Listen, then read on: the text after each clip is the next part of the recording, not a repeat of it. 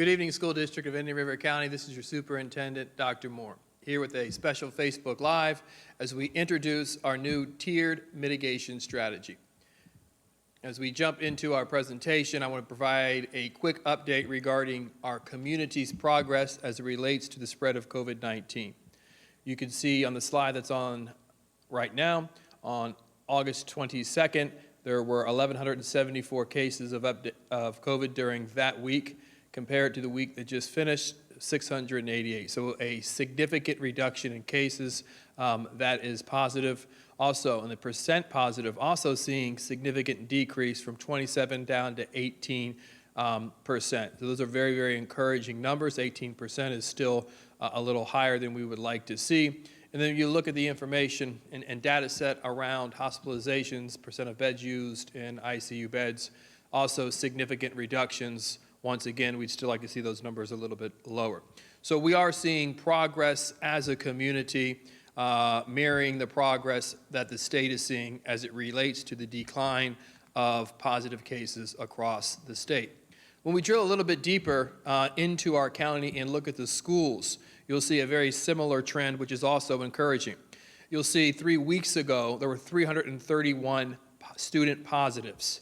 Compare that to the week that just finished, just 176, almost cutting that number in half. Still higher than we would like, but a significant reduction. And looking at the data that's available through this week, we're going to see yet again another reduction. Even more encouraging is the the number of staff and student positives, going from 73 down to 15. And as I've mentioned before, that variable, the number of teachers that are out and support staff that are out is the number that we need to be in school in order to ensure that we can continue the effective operation. So that is a very, very good sign. That is across the entire district. Now, when you look at our new dashboard, which is on our homepage, it can be found. It's the link right above my head. You can click on that picture and you'll be able to see our dashboard. And you'll see there's 982 cases over the course of since the beginning of school, down to just 78. That is a good sign. So currently in our school system, there are 78 students impacted or out because of COVID. When you look at staff, 193 over the course of the school year, but only 12 are currently out dealing with the impacts of the virus. And then when you look at quarantines, 1,266, but only 54 currently out. So we're very encouraged of where we see ourselves right now. We're about a week beyond the spike of this Delta variant. Time needs to continue on with this particular data set, but we are very encouraged. What we're introducing and the board approved last Tuesday evening is a tiered mitigation strategy, a strategy that makes sense. A strategy that will be applied to specific schools versus one wide sweeping strategy being implemented for all schools. Why? Because the realities as it relates to COVID is going to be different for each school. Also, it applies the levels of mitigation, the mask requirements based on the percents local at the school sites. In creating our daily percent, we're looking at two very important variables. One, the percent of students who have tested positive for COVID, as well as the percent of staff who have tested positive for COVID. We take those two numbers, we add them together, and that brings us to the number that we'll be monitoring daily. You see it over here in the red, orange, yellow, and green, and we'll be talking about what those numbers mean. That's the combined daily percent. Now, if you were to take the combination of those two numbers and apply it to every day of school over the course of year, you could see there was a lot of green when school started, quickly moving to yellow, orange, and then mostly to red, which is a true reflection of how this Delta variant impacted the school district of Indian River County. You see some schools that were 16, 17, 18%. That is 18%, meaning the percent of students adding the percent of faculty in the school. That is significant. And you also see a quick return back to that yellow, ultimately moving to orange. You'll also notice there's some schools that never hit the red. They never exceeded that 5%. Yet, they all had to follow the same mitigation strategies, which included our face covering requirements. This strategy is more specific and more tailored to the data at specific schools. What we learned is when you're looking at COVID, the percents had a significant impact on schools as they increased. You see it was disproportionately impacted by certain schools. When you reflect back on that slide that we just had up, you'll see that it was fast in increasing the percents over time. Meaning we need to have the mitigation strategies in place with enough time to ensure we can do everything that we can possibly do to reduce or offset the increase of spread at schools when the variant or Delta, whatever the next variant would be, is ultimately spreading at a high level or pace. What this model does is provide a unified plan of response to the varying perspectives of our community members. Let's not kid ourselves. This is a divided, heated topic where people feel passionately on both sides of the issue. We have proposed and approved an approach that makes sense, which is data-driven and ensures that we are following the numbers in how we respond in order to continue to do our best at mitigating the spread of COVID. It doesn't disproportionately impact specific schools, and we'll talk a little bit more about that. Provides clearly communicated requirements, so there's no wondering what the requirements would be within each of the different categories. There's no wondering what's going to happen at a school board meeting. Are they going to make a change or not make a change? The approving of this plan clearly defines the path forward for us as a system, whether it be in 3 months or 4 months. As long as we know where and what to do based on the percents, we'll have that answer, ultimately allowing us as a school system to focus in on teaching and learning, and that is so important. So let's look at this particular plan. As I've said, it is data-driven. It is very specific, looking at very specific strategies being implemented based on the data at a specific school. It is responsive. When I say it's responsive, we're responding to the reality at schools with enough time to implement mitigation strategies to offset the spread. So this isn't a tiered approach to keep from closing schools.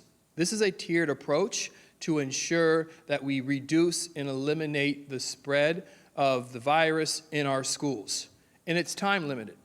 It's being responsive to the data. It's ensuring that the mask requirements and other complicated mitigation strategies and expensive mitigation strategies that are being implemented are implemented when they are appropriate, but then pulled back on when it's no longer appropriate based on the data.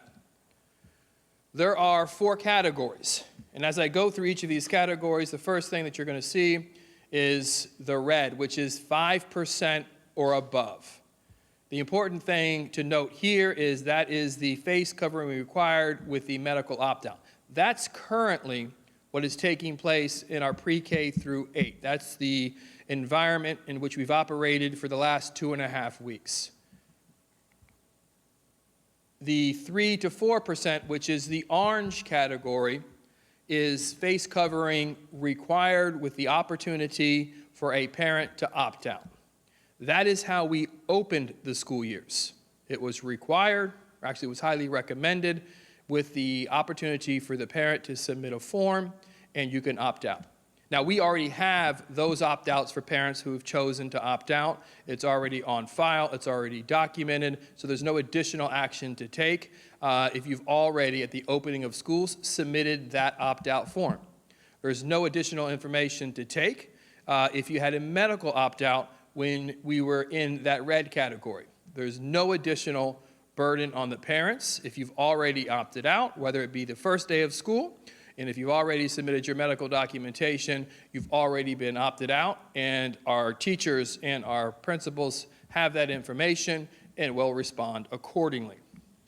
When schools are in the yellow, that's 1 to 2%. That is a highly recommended environment. Highly recommend that you continue to wear the mask or face covering when social distancing isn't possible. And then ultimately the lowest level where face coverings are optional, that's 1%. So as you can see, based on the data, the percent of positive in looking at students and faculty in our schools, the mitigation strategies, and of course, I'm focusing in on the most important mitigation strategy, the face covering requirement, changes based on those particular data points. Now let's talk about the movement within tiers. The data will be monitored for individual schools, and schools will implement tiered mitigation strategies according to the school-specific data. So it's specific to the school. It's not one for the entire county. It is specific to the school. A lower tier of mitigation strategy will be initiated the day after the school percent meets the indicated criteria for the lower tier for a duration of 10 days. So if you were at red, then you move to orange, you must for 10 consecutive days meet the requirement, the mitigation requirements of the red category before falling back down to the orange mitigation strategies. Movement to a lower tier will occur by stepping down one tier at a time, not 2 or 3.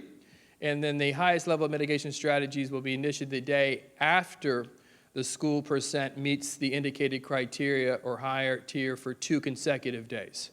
So if you were moved to the red for 1 day, that's a warning. Then after the second day, the number doesn't drop down.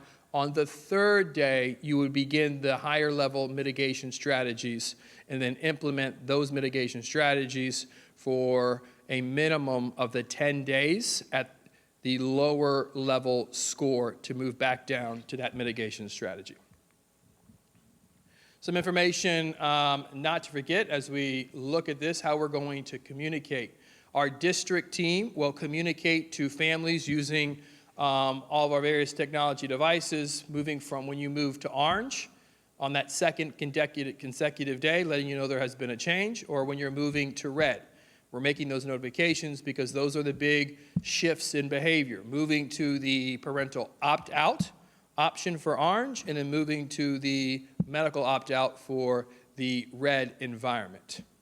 And please just don't forget, if you are not connected to us with all our various systems, the SMS messaging as well as Focus, this would be a great opportunity to visit or call the number, visit our webpage or visit our hotline and allow us to get you connected so you're receiving that information. Once again, just a little bit more explicit on how we're going to provide information. The first day you reach the red or orange level, you'll be contacted. On that second day, once again, contacted letting you know you're shifting to that new environment. Day 3, face coverings are required, opt out with parental environment. So we'll let you know moving into that third day that you'll be implementing the new mitigation requirements. What you see on the opposite side of the screen is the signage that you'll see as you visit the schools, whether it be on the bus parent pickup or bus line. You'll see this sign each day. It'll have each school's logo on it, and it will identify the current date and the mitigation strategies that are being implemented that particular day. So if you were at the orange on any given day, as you would drop your son or daughter off, you would see the orange with an X in it or that day's date on it, so you clearly understand how that information will be communicated just at the point of drop-off. We'll always have that information available, once again, through our communication system, so please get online with us and allow us to make sure you're connected so you're up to date and having that information when it is needed. We will be posting a dashboard tomorrow. This dashboard will allow you to connect to all of the information that you need. This dashboard will identify the current percent your school is at on that particular day, as well as the current level of mitigation strategies that are being implemented. So you always know and always have access to where your school is as it relates to the mitigation strategies that are being implemented. And as you reflect back on the chart that was posted and had the percents for each particular school, you don't see a lot of movement. You don't see schools changing colors drastically from day to day to day. They're very consistent. And what we expect is to be consistently in those lower level 3 tiers. Hardly moving to the red, but when we do move to the red, we understand it's temporary, and we understand it is appropriate mitigation strategies based on that percent, because we all want to do our part to help spread or reduce the spread of the disease. Now, looking at this is a projection as to where schools will follow Monday.